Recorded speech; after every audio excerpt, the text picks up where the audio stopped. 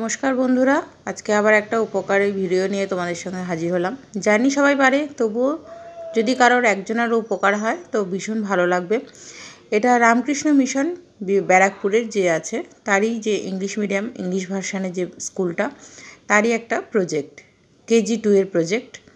তো তোমাদের সঙ্গে একটু শেয়ার করছি। সমস্ত কিছু ডিটেলসই ওরা বলে দেয়, তবুও তার কিভাবে করতে হবে অনেকেই করতে গিয়ে হিমশিম খায়।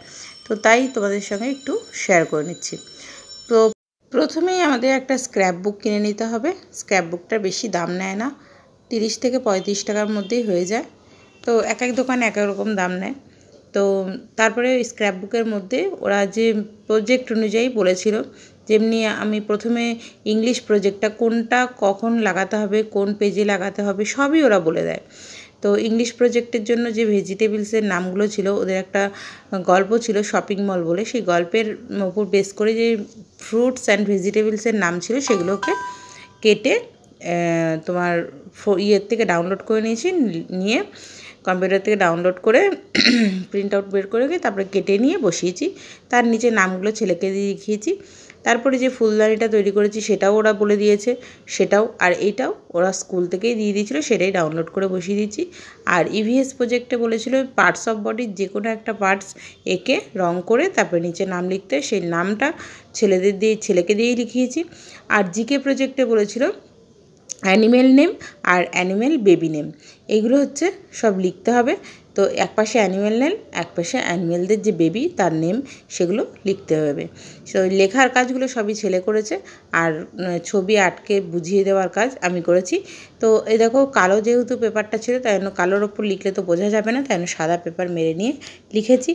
তো আর যে ফুলের টপটা তোমাদের দেখালাম, তোমরা দেখেছো ওই কালারের আমি কাগজ পাচ্ছিলাম না, কারণ লাল আর সবুজ কাগজের দরকার ছিল, সেই মুহূর্তে আমি পাইনি। ওই জন্য লাল সবুজ কাগজটা আমি সাদা কাগজ দিয়ে কেটে তার ওপর লাল সবুজ রং স্কেচ পেনের সাহায্যে করে দিয়েছি, সেটা তোমরা দেখতেই পেলে। তো এবার এই যে স্ক্র্যাপ বুকটা আছে, এই স্ক্র্যাপ বুকটা তো মলার দিতে হবে, সেটা একটা বড় কাজ। স্ক্র্যাপ বুকটায় একটা মলার দেবো। তো মলাটের জন্য এই মলারটা আমি ব্যবহার করেছি।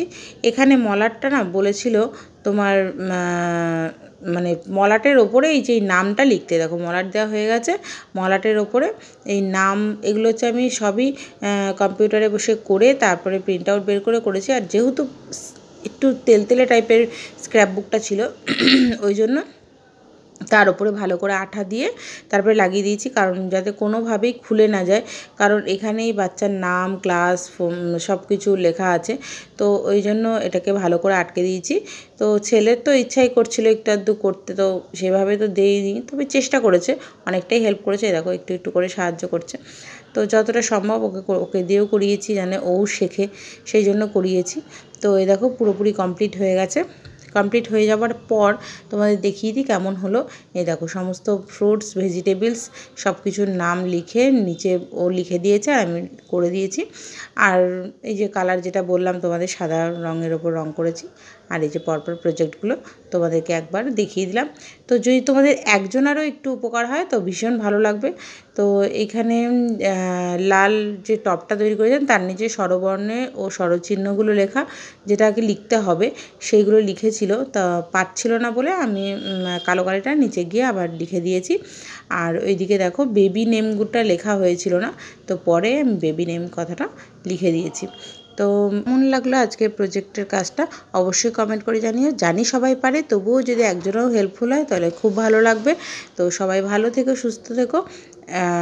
আমার কমেন্ট করে জানাতে কিন্তু ভুলো না আজকের প্রজেক্টটা তোমাদের কেমন লাগলো। একজনেও কি হেল্পফুল হলো তোমাদের, তো সেটা কিন্তু কমেন্ট করে জানাতে ভুলো না। ধন্যবাদ।